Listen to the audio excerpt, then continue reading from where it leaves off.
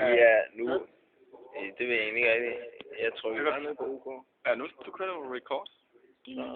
Så vi er jo ikke faktisk. Sagen er den, at Christoffer lige har fået serveret en kolossal rom.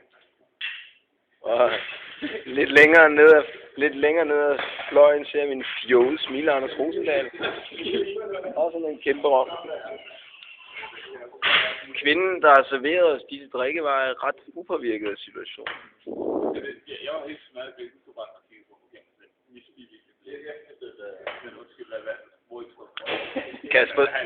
Kasper Schmidt har ikke nogen forståelse for den lokale kultur, hvilket har bragt ham i problemer flere gange på denne korte tur.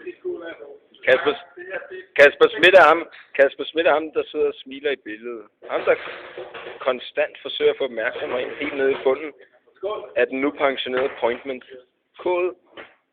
Og vi slutter filmen nu med et afsluttende billede af fotografen undertegnet. Slut på scenen.